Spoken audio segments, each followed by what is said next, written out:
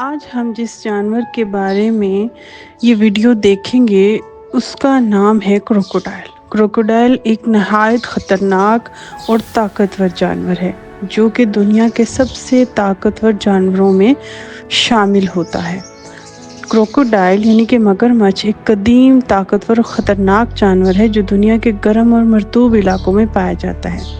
یہ رینگنے والے جانوروں یعنی ریپٹائلز کے گروہ سے تعلق رکھتا ہے۔ یہ ریپٹائلز ہے یعنی کہ یہ خشکی اور پانی دونوں میں رہ سکتا ہے، دونوں میں رہ کر سانس لے سکتا ہے۔ اس کا شمار دنیا کے سب سے بڑے آبی شکاریوں میں بھی ہوتا ہے۔ مگرمچھ کی جسمانی ساخت، اس کی عادات، خوراک، افزائش نسل اور انسانی زندگی پر اثرات نہایت دلچسپ اور معلومات ہیں۔ جسمانی ساخت کے بارے میں مگرمچھ کے بارے میں بات کریں تو مگرمچھ کا جسم لمبا، سخت اور مضبوط ہوتا ہے۔ اس کی کھال موٹی، کھردری اور بھورے یا سبز رنگ کی ہوتی ہے جو اسے ماحول میں چھپنے میں مدد دیتی ہے۔ مگرمچھ کے جسم پر سخت اور مضبوط قسم کے چھلکے ہوتے ہیں جو اسے دشمن سے بچاتے ہیں۔ اس کے جبڑے بہت طاقتور ہوتے ہیں جن میں سینکڑوں نوکیلے دانت ہوتے ہیں اور ان دانتوں کی مدد سے وہ شکار کو پکڑتا اور چیر پھاڑ دیتا ہے۔ مگرمچھ ہر قسم کے جانور کا شکار کر سکتا ہے۔ یہ اپنے سے 20 گنا بڑے جانور کا شکار کر سکتا ہے۔ اس کی آنکھیں اور ناک سر کے اوپری حصے پر واقع ہوتی ہیں تاکہ وہ پانی کے اندر چھپ کر بھی ارد گرد کا جائزہ لے سکے۔ اس کی دم لمبی اور مضبوط ہوتی ہے جو تیرنے میں اس کو مدد دیتی ہے۔ مگرمچھ کی ٹانگیں چھوٹی چھوٹی ہوتی ہیں لیکن وہ زمین پر بھی تیزی سے دوڑ سکتا ہے اور پانی میں بھی نہایت مہارت سے تیر سکتا ہے۔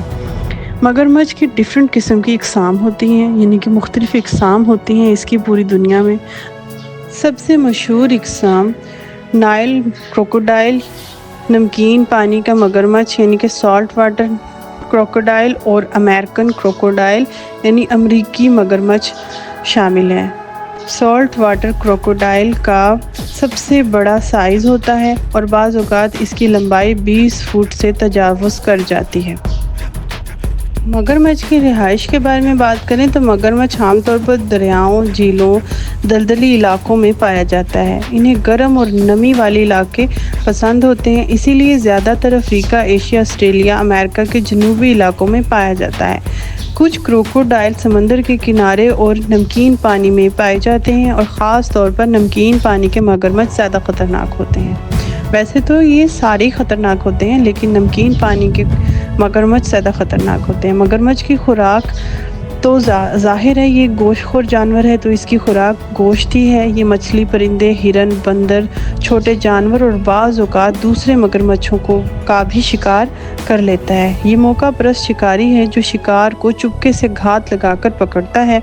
شکار کے قریب آ کر وہ اچانک اس پر حملہ کرتا ہے اور اسے اپنے طاقتور جبڑوں سے جکڑ لیتا ہے۔ اگر شکار اس سے بڑا ہو تو مگرمچھ اسے گھسیٹ کر پانی میں ڈبو کر مار دیتا ہے تاکہ آرام سے اس کے مر جانے پر اس کا شکار کر سکے یعنی کہ اس کو کھا سکے۔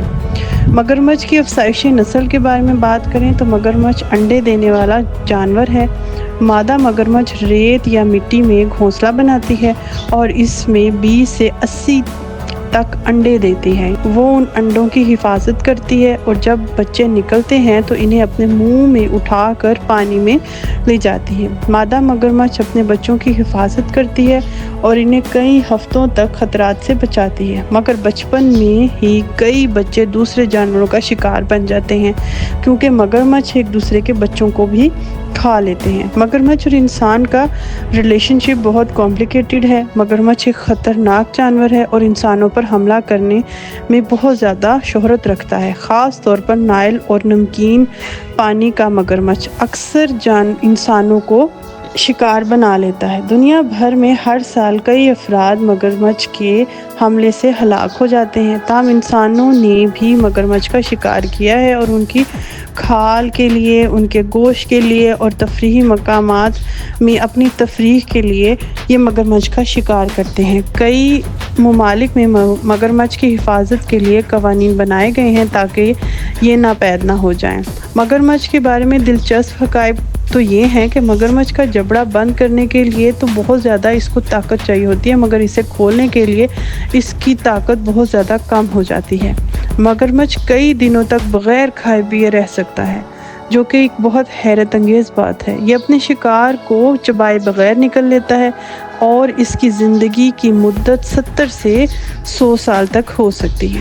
مگرمچھ کا دل 4 خانوں پر مشتمل ہوتا ہے، جو ریپٹائلز میں بہت زیادہ منفرد بات ہے۔ مگرمچھ ہمارے ماحول میں بہت اہم کردار ادا کرتا ہے۔ مگرمچھ کے ماحولیاتی نظام میں نہایت اہم کردار ایسے ہے کہ یہ آبی حیات کی تعداد کو کنٹرول کرتا ہے اور دلدلی علاقوں کو بھی صاف رکھتا ہے۔ ان کے بغیر کئی آبی ماحولیاتی نظام بگڑ سکتے ہیں، اسی لیے ان کی بقا نہ صرف فطرتی حسن کے لیے بلکہ ماحولیاتی توازن کے لیے بھی ضروری ہے۔ اسی لیے ہم انسانوں کو چاہیے کہ اللہ کی بنائی ہوئی ہر مخلوق اور ہر چیز کا خیال رکھیں۔